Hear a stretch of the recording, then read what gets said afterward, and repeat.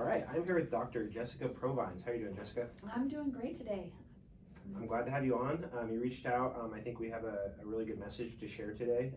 Before we get to that, can you introduce yourself a little bit and kind of what you do? Sure. Like you said, I'm Jessica Provines, and I'm a licensed clinical psychologist in Kansas and a three-time Wichita State University graduate. Okay. And I have the honor of serving as the Assistant Vice President for Wellness and Chief Psychologist at Wichita State University. Okay. So three-time. What are your degrees? So all psychology. Yeah. I changed my major a few times as an undergrad, but then I had a mentor tell me to study what you love and the job will figure itself out. Mm-hmm. And so I loved my psychology classes, Yeah. and I just kept taking them. Sure. And kept taking them and taking them. And, I got involved in applied learning opportunities as an undergraduate student, worked on campus, did undergraduate research, and then went into the psychology program here. All right. Is that something you knew you wanted to get into going into college, or was that like you took your first psychology class in college and it clicked? I took my first psychology class Yeah. and it clicked. I did not know really what Sure. I wanted to do.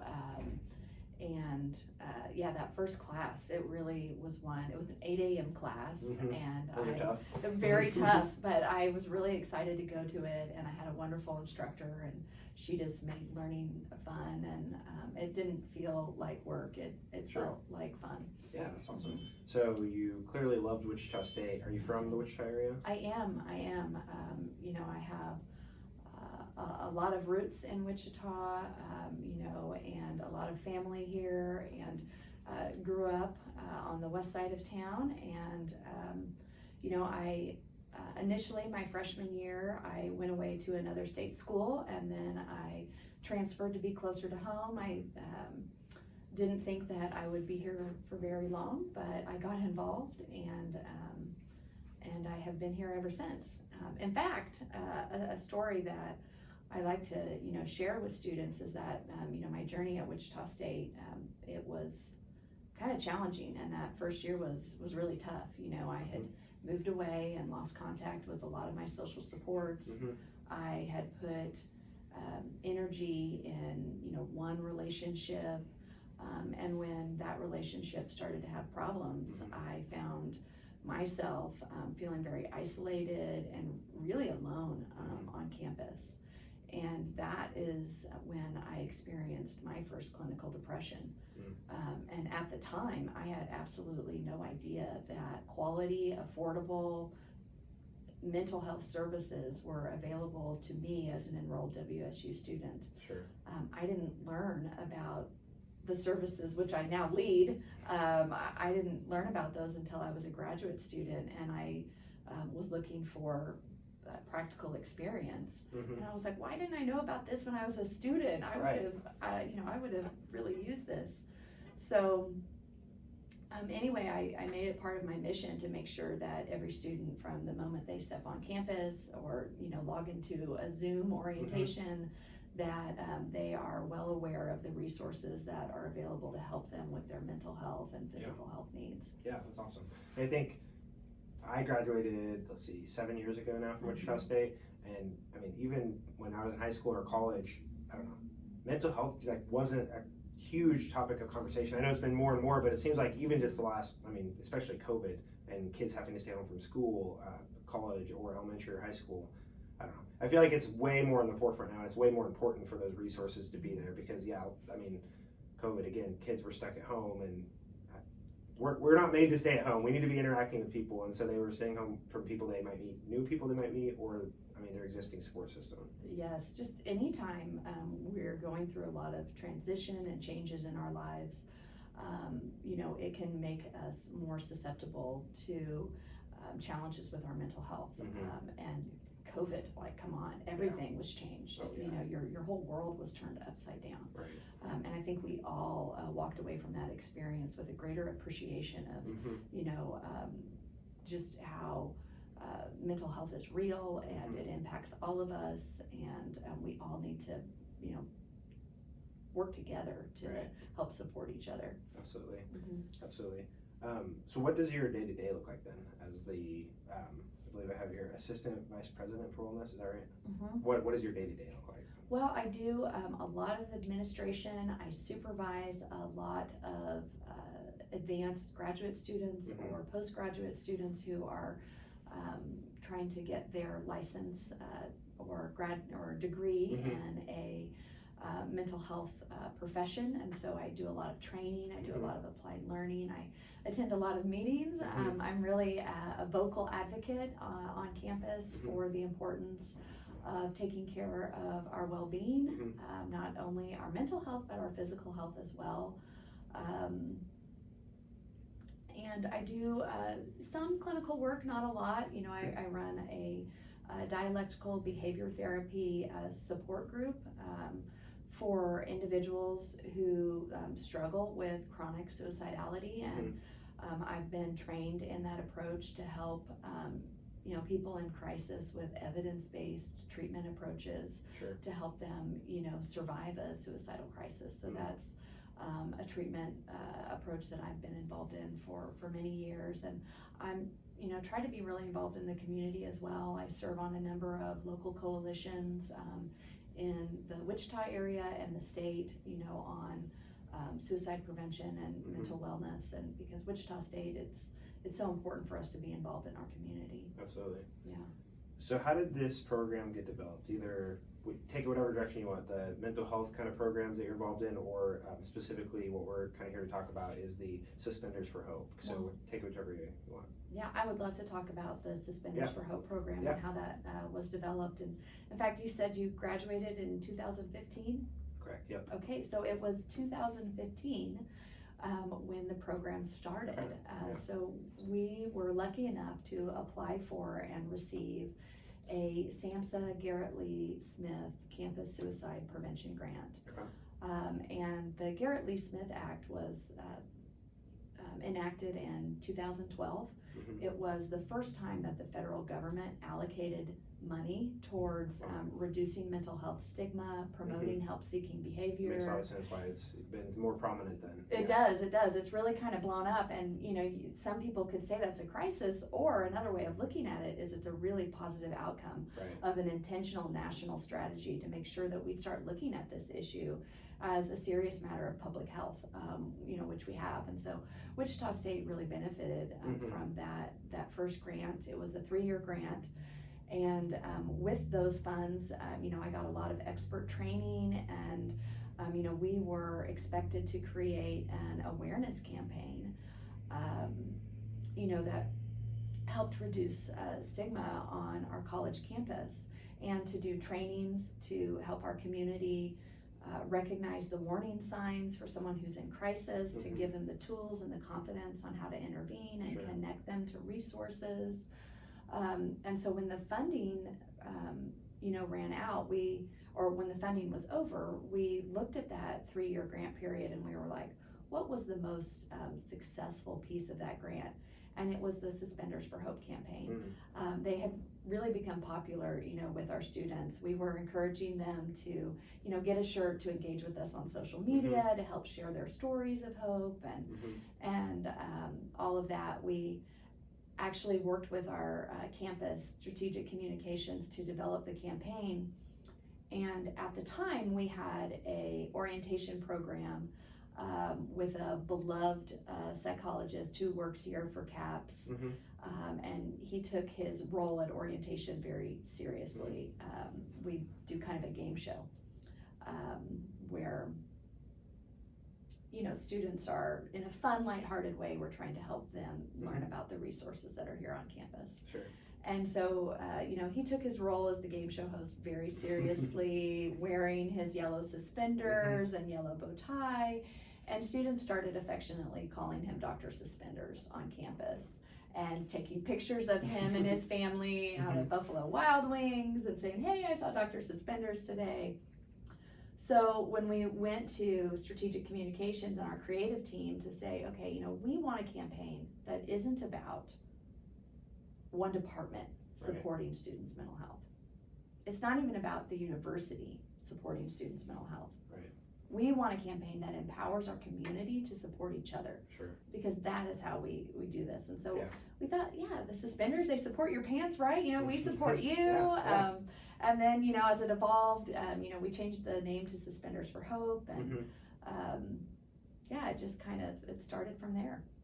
So I think I was looking up a little bit about this earlier today. Is this a Wichita State specific thing, or the Suspenders kind of a symbol nationwide?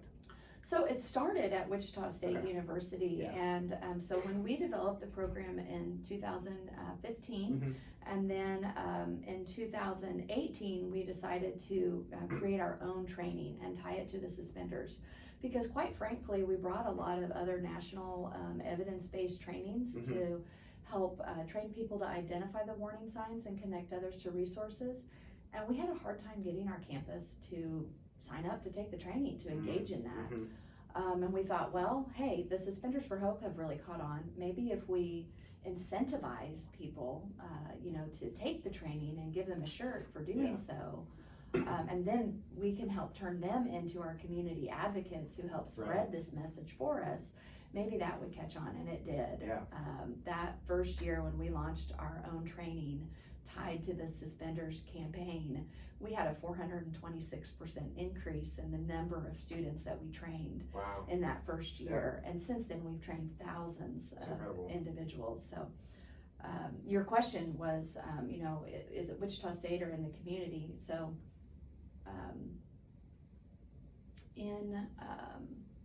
we worked with the marketing department on campus, and we thought the Suspenders were cool. We thought that they were helping to reduce stigma and were kind of a symbol of, pride as opposed to shame.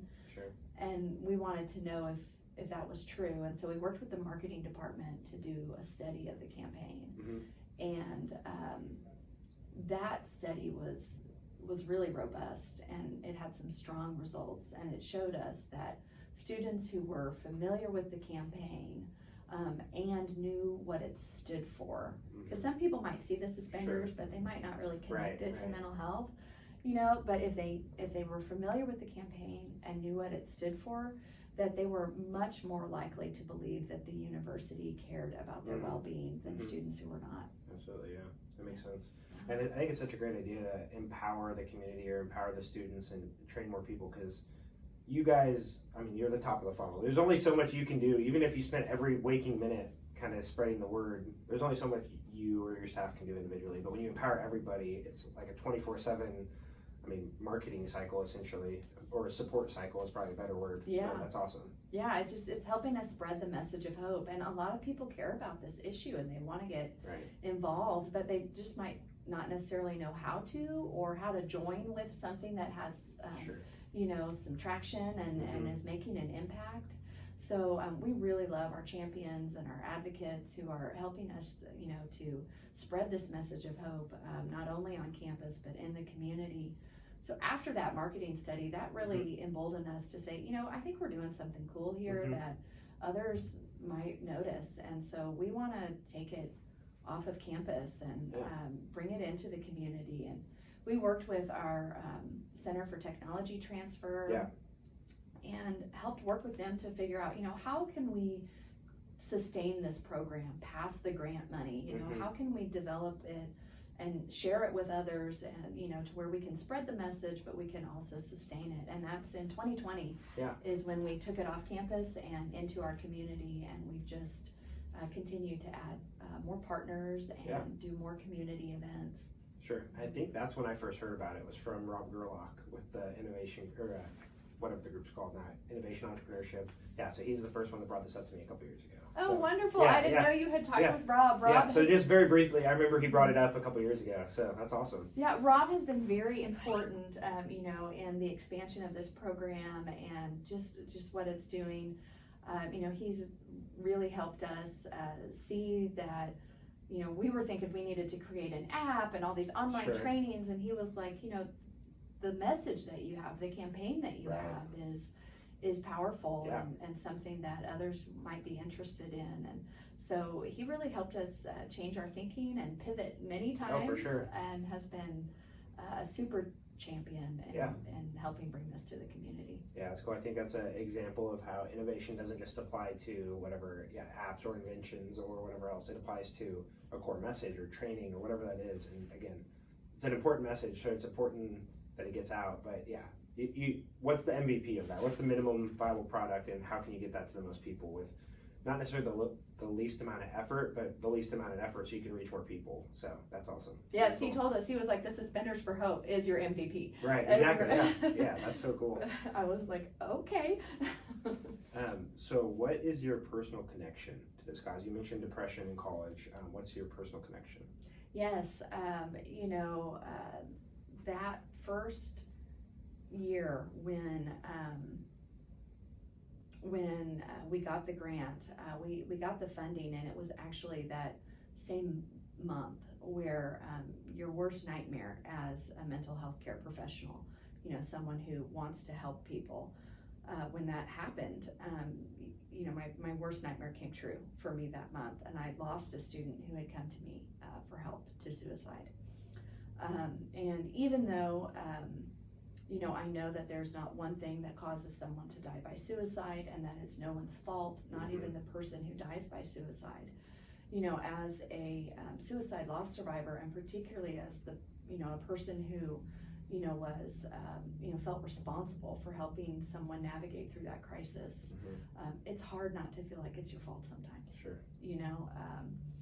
And so, that grief and that kind of traumatic loss sticks with a person for the rest of their lives.